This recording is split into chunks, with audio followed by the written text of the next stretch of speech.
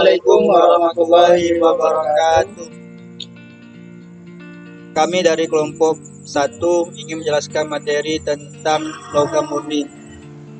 Sebelumnya perkenalkan, nama saya Sufyan dan teman kelompok saya Fadlur Rahman.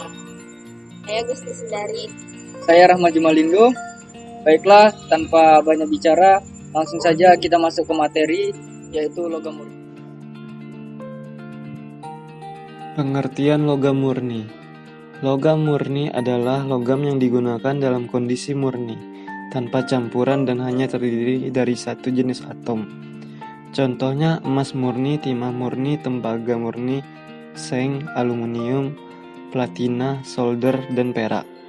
Dan masih banyak yang lainnya. Logam murni biasanya memiliki kadar kemurnian 99,9% dengan titik lebur tinggi dan merupakan pengantar listrik yang baik. Juga memiliki daya tahan terhadap karat.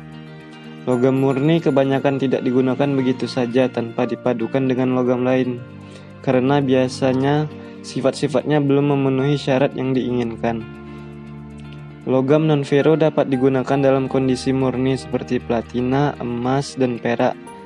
Tidak dipadukan karena sudah memiliki sifat yang baik, misalnya ketahanan kimia dan daya hantar listrik yang baik serta cukup kuat, sehingga dapat digunakan dalam keadaan murni. Tetapi karena harganya mahal, ketiga jenis logam ini hanya digunakan untuk keperluan khusus, misalnya dalam teknik proses, laboratorium, dan keperluan tertentu seperti perhiasan dan sejenisnya. Sifat-sifat logam. Logam mempunyai sifat-sifat istimewa yang menjadi dasar penggunanya. Sifat-sifat tersebut dapat dirangkum sebagai berikut. 1. Kuat kecuali raksa. Semua berwujud padat pada suhu kamar. Kekerasan dan kekuatan logam dapat ditingkatkan dengan cara mencampurkan logam dengan logam yang lain atau dengan non-logam yang disebut alias atau alloy. Misalnya alias aluminium dengan magnesium yang dimanfaatkan sebagai bahan konstruksi bangunan, jembatan, dan kendaraan bermotor. 2. Dapat ditempa dan dapat direnggangkan bergantung pada kemudahan lapisan atau mengelincir di atas lapisan atom lainnya yang terdapat dalam kristal logam. 3. Konduktor listrik yang baik. Elektron valensi yang mudah bergerak memungkinkan muatan negatif yang berasal dari luar mendorong lautan elektron, sehingga listrik dapat mengalir melalui logam. Sifat ini yang mendasari pengguna logam sebagai kabel listrik, serta alat memasak sebagai ketel, panci, dan kuali.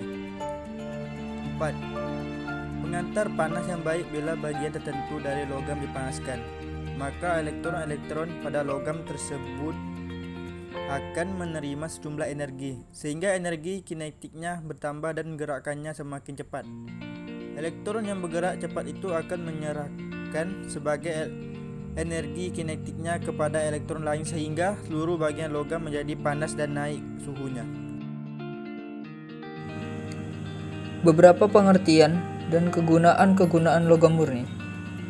Emas murni. Emas merupakan logam yang bersifat lunak dan mudah ditempa.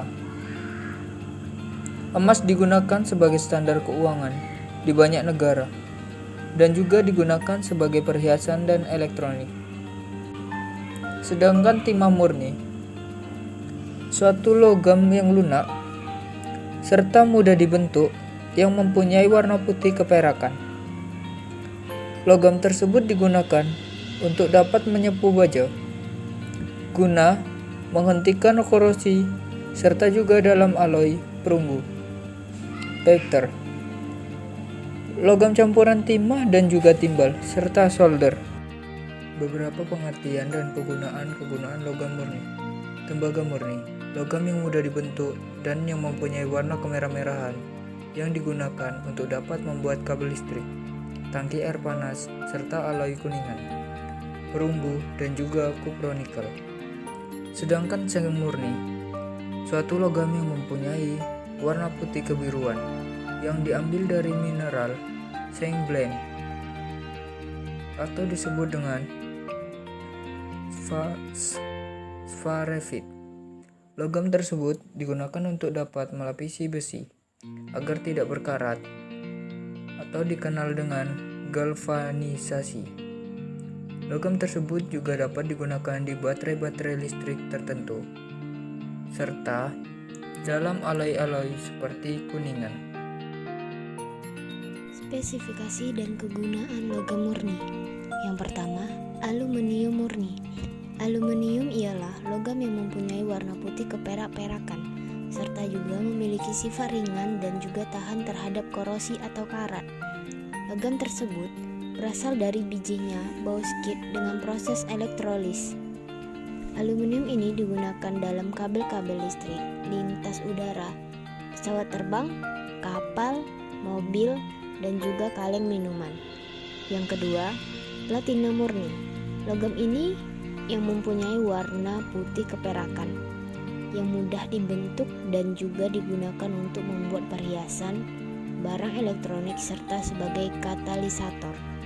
Ketiga, solder murni ialah suatu alloy dari timah dan juga timbal yang memiliki titik lebur yang rendah serta dapat digunakan untuk menyambungkan kabel-kabel dalam barang elektronik. Yang keempat, perak murni. Perak ialah suatu logam yang mudah untuk dibentuk, yang mempunyai warna putih keabu-abuan, merupakan sebagai konduktor panas, serta penghantar listrik yang sangat baik.